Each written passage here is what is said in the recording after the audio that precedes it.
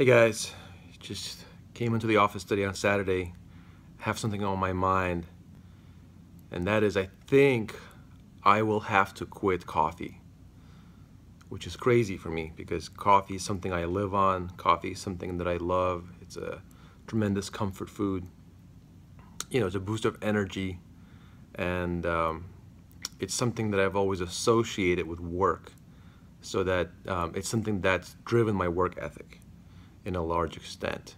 I mean, I can go on and on about all the things that I've done around coffee that have been work-related, work centric, and it's something that I thought I would have been drinking for the rest of my life.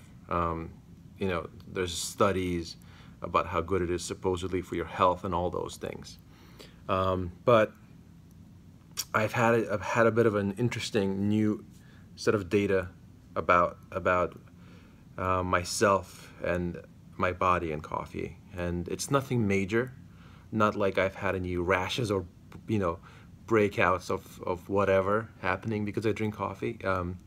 It's an organic compound. It's not going to be that bad for me, but what I have been noticing is that as I'm trying to get faster and I work more efficiently and really streamline my body and my mind towards efficiency and speed, at that level I'm noticing that I'm not succeeding at the rate that I would like to.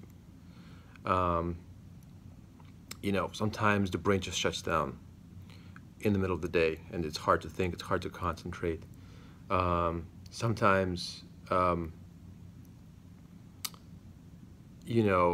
need a picker-upper, even in the mornings, to get the day going, to get the brain going.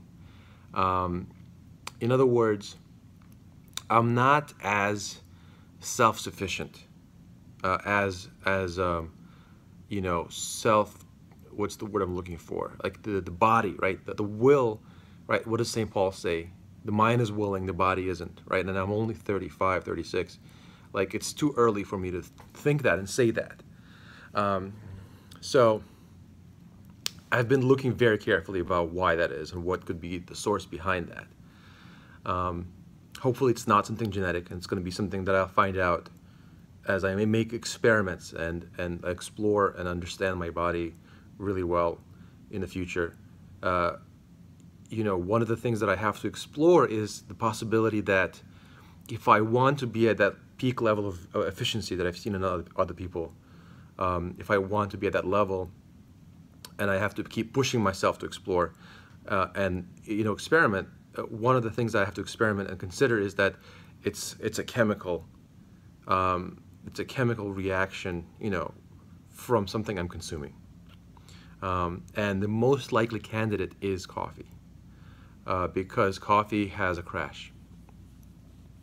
Not only that, it has a kind of an addictive effect in which if you don't consume it, it crashes you anyway, which is crazy. And I also don't like the feeling of vulnerability that I am dependent on it in the mornings, so that I can't even start my day without it, which is fine if you always have it, but like if you can't get it, then you're stuck. Then your brain, you will really have to start your brain cold, hardcore. And how do you do that? How do you jumpstart your brain on its own? So I don't like the dependency about it, and I don't like the fact that that I can't function without it, and that I need to consume it, and I can't stop consuming it, even to take a break or whatever. And even with me consuming it, it creates a crash anyway. So I am guaranteed to have a downtime in the middle of the day with the best of circumstances. So I'm not happy with any of those things. And despite my sort of emotional, romantic attachment to coffee and to the work ethic around coffee, there may be more downsides than upsides to something that I love. Coffee is something I love tremendously, and I love drinking it and consuming it and trying different kinds and all of that stuff. It's a very, very strongly a comfort food, so it's an emotional value as well as anything that it does from caffeine. But it's a matter of priorities. It's a matter of choices and alternatives. And if I'm looking to go to that higher level of efficiency and peak performance, really, almost like a sports car, making sure that only the best fuel goes in. If you want to be in a Formula One, you want to consume like Formula One. And so it's very difficult for me to sort of consider these options because I never wanted to be that kind of guy to be careful with what I'm eating. Anyway, that's a whole different story altogether. But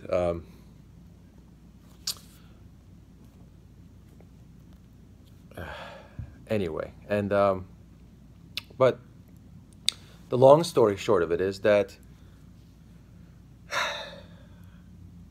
if it's required, it has to be done. It will be done.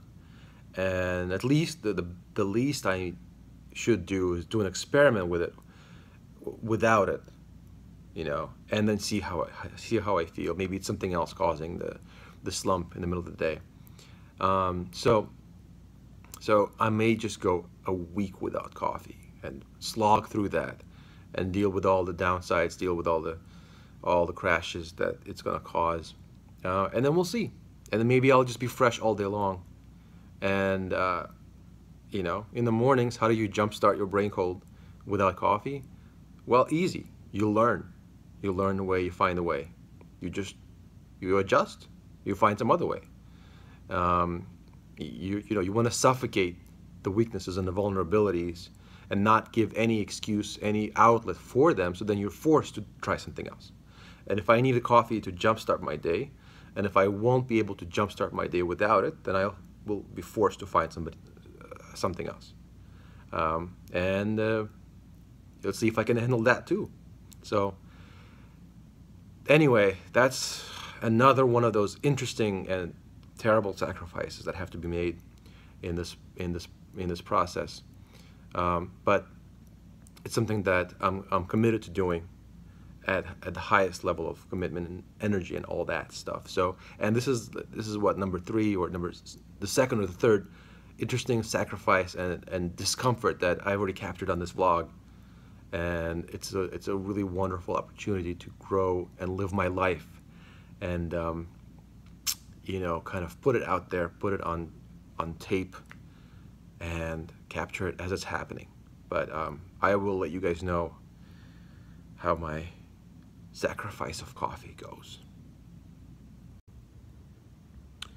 This coffee stopping thing is hard. It's 3 p.m. and I have a splitting headache.